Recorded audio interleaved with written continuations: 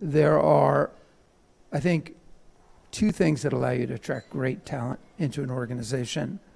The first thing is that you have to have a purpose and a mission that people really believe in.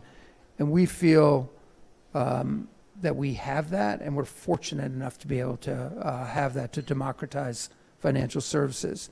The second thing you need is you need to have an infrastructure where engineers can easily work towards that vision. And if you have a monolithic C++ code base where it takes a month to make a change on a website, you're not going to attract the best talent. So we spent a tremendous amount of time and effort to basically do a fully modular architecture.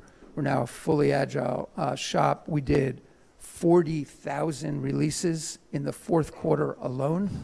So we're constantly integrated. Think about that. Think about that compared. 40,000, right? Yeah. 40,000 releases that go live. We're constantly doing A/B testing. So it's a tremendous difference between where we were and where we are now. That's not to say that where we are now is the end state, because we constantly have to innovate, Right. but a lot of progress on that front. Yeah, but will you pay for the weddings and the college education of your engineers' kids?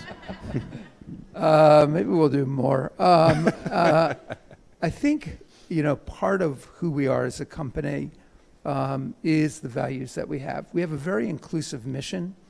I think many of you may have seen that when North Carolina passed HB2, I read through that entire bill personally from front to end, and it just seemed to us that it allowed for the discrimination against people for either their sexual identity or their sexual orientation. And our perspective on that, which is why we pulled out of establishing a big center that we had just announced a couple of weeks before, was that there's absolutely no room for discrimination against anyone in our country or even around the world, whether it be because of gender, their sexual orientation, ethnicity. It doesn't matter. There's no room for that. Well, and I will taking that. I mean, honestly, that's more important than being on the Fortune 500. I will say that as an employee of Fortune. But I think those values are what attract people to work for you.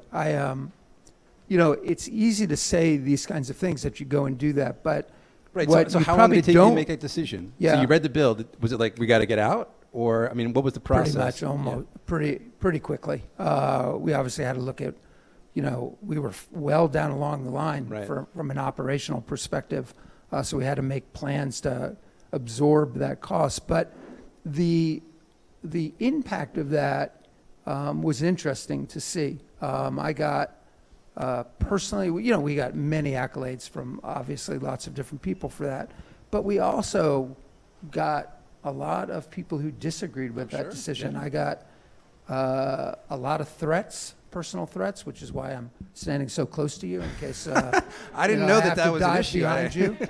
I accidentally showed my mom one of these threat letters, and by the way, here's my advice and counsel: never show your mom a threat Don't letter share 'em on against you. the- yeah, right. And she said, "Would you do that again, seeing this?" And I said, 100 times out of 100. This is, what I personally believe in and what our company personally believes in. And I think having that value set is as important as any one benefit that you can do for employees, and walking the walk, not just talking